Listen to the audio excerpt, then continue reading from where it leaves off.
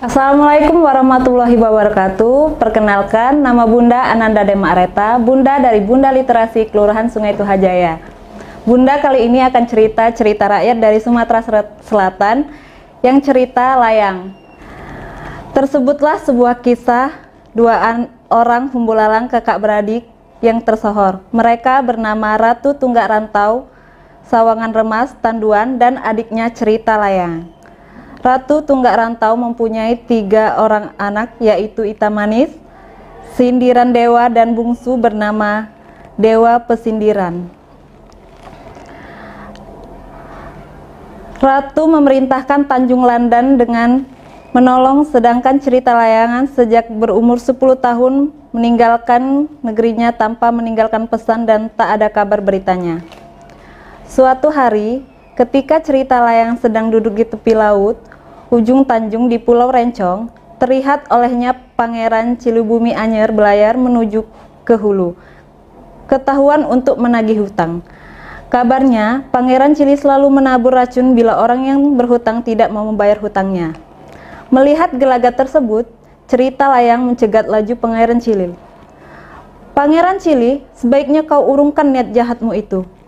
Kau terlalu tamak terhadap harta benda. Sebaiknya kau berikan saja sebagian padaku," kata Cerita Layang. "Cerita Layang, sebelum nyawaku disambar angin, semuanya tetap kupertahankan," jawab Pangeran Cili. Maka terjadilah pertarungan sengit yang berlangsung hingga 15 hari 15 malam. Namun akhirnya Cerita Layang yang dapat memenangkan pertarungan. Pangeran Cili mengaku kalah dan menyerah 7 buah bangunan di kolam hulu, bermacam mata uang ringgit, 7 gedung di kampung hilir penuh harta benda, emas 21 karung, dan seperiuk intan. Selanjutnya, Cerita Layang meneruskan berkelana. Saat Cerita Layang sedang duduk di ujung pulau, tampak 3 rejung berisi harta benda dan berbagai perabotan berukiran indah. Yang mengejutkan, ada 2 orang anak kecil yang kelihatan ditawan dan 2 orang bernama Malim Kumat dan Malim Mantap. Harta benda dan perabotan itu adalah hasil penagih hutang pada Ratu Tunggak.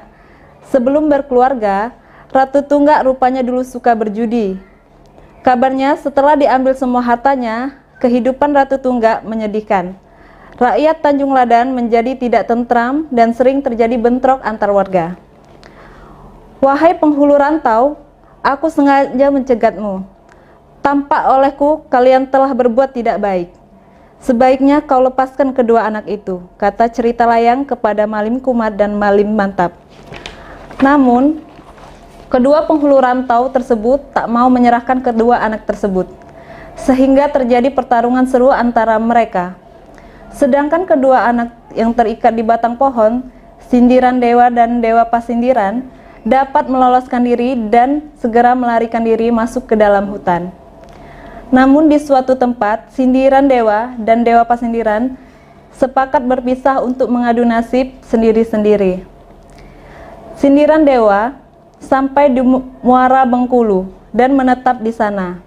Bahkan, dia aku anak oleh Humbalalang, anak dalam Wirowongsos. Suatu hari, ia mendengar bahwa negeri Tanjung Ladang sudah rusak, diserang Pangeran Cili. Kakaknya, Ita Manis, dan ibunya Ratu Tunggak ditawan. Ratu Agung, suami Ratu Tunggak, diikat di alang belai. Segera ia pergi menuju bumi Aceh dengan memakai rejung yang berlayar dengan sangat cepat. Sesampai di rumah Pangeran Cili, ia menyelinap masuk dan segera melarikan diri. Ita Manis dan ibunya dan membawa ke rejung tepi pantai. Ketika kembali ke daratan, ia sudah dihadang oleh Pangeran Cili dengan wajah merah. "Wahai pemuda, siapakah kau?" kata Pangeran Cili. "Pangeran Cili, sungguh jahat perbuatanmu.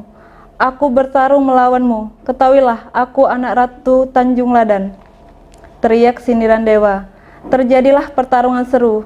Tiba-tiba muncul Dewa Pasindiran membantu kakaknya bertarung melawan Pangeran Cili dan para pembantunya.